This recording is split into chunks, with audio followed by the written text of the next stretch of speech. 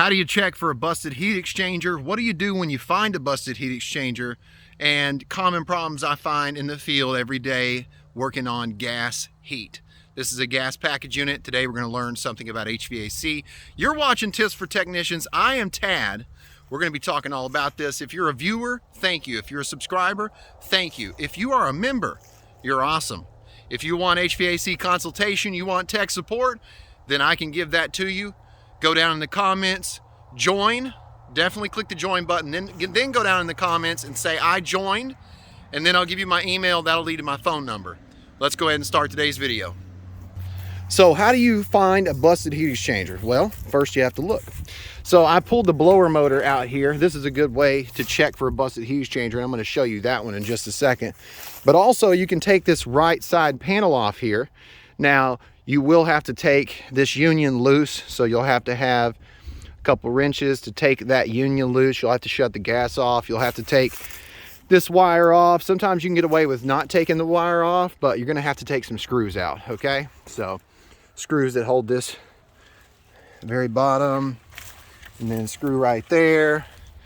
All right, so a couple different ways to look at the heat exchanger. What are you looking for? Pretty easy, right? We're looking for cracks, okay? Especially in these crevices here. You may have to take maybe a screwdriver, a flathead, something to rub along the edge there and break off that outer rust and make sure there's no holes, okay? But you may have to get a flashlight. You may have to get an inspection mirror. Those two great tools that you can use to be able to find a busted heat exchanger. What do you do when you find a busted heat exchanger?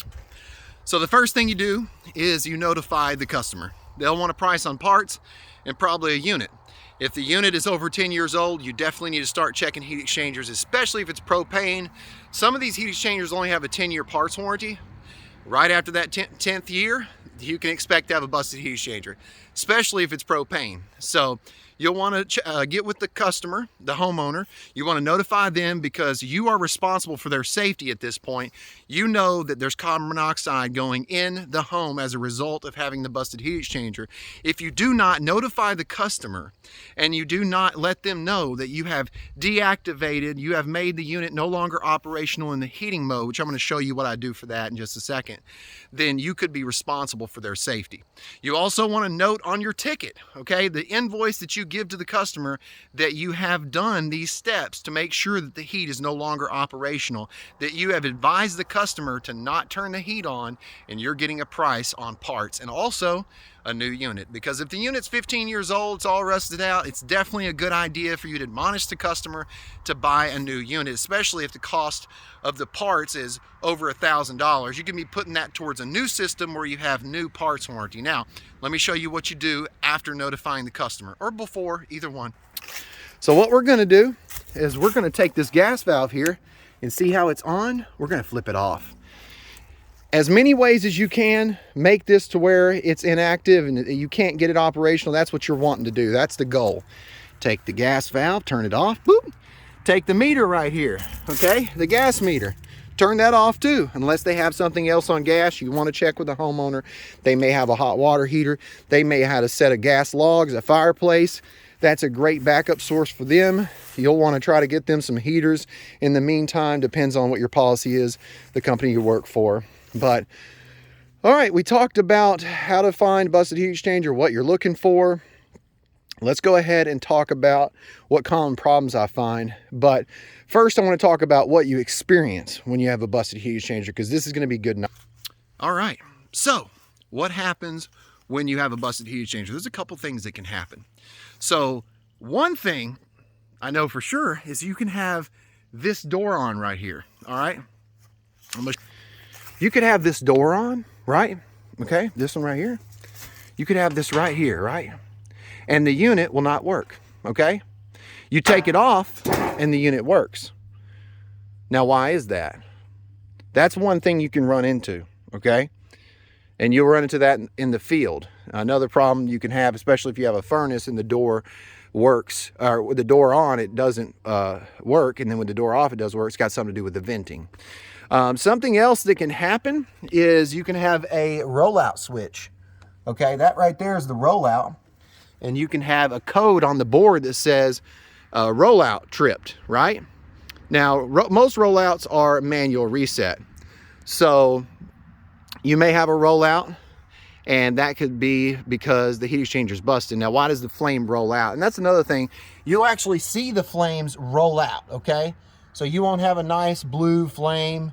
You'll have the flames yellow, and they'll be blowing out, you know, past the burners. So that's something you'll run into that'll give you an indication that, hey, your heat exchanger is busted. Now, what do you need to check? You need to make sure your inducer assembly is still together and that the wheel's not completely rusted out and it's actually blowing. You'll need to pull the blower out, pull the panel off, check the heat exchanger, make sure it's not busted, check the gas valve, make sure that you have good inlet pressure and outlet pressure. You don't know how to do that?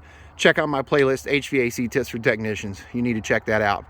But what's happening is you get a little crack in the heat exchanger and you're pulling that flame through the burners with this inducer motor and through the heat exchanger and out this flue, and you're no longer pulling that flame through because your blower starts and it's pushing through that heat exchanger back through these burners, and that's what's happening. That's what's blowing your flame out.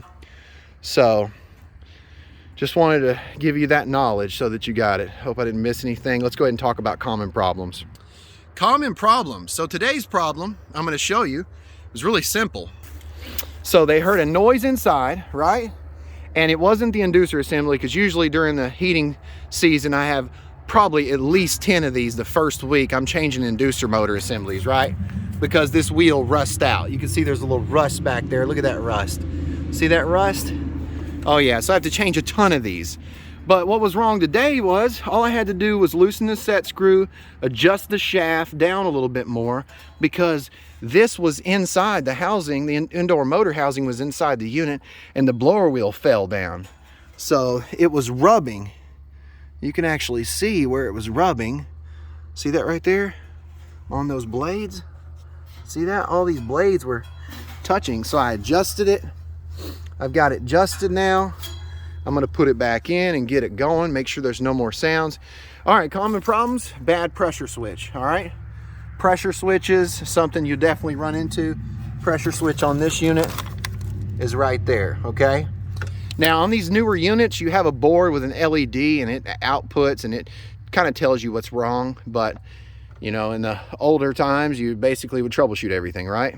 So, and you'd use a meter and everything had just relays. But you have this nice board, it's got an LED light, so it's gonna output a lot of different codes and you're gonna know where to look.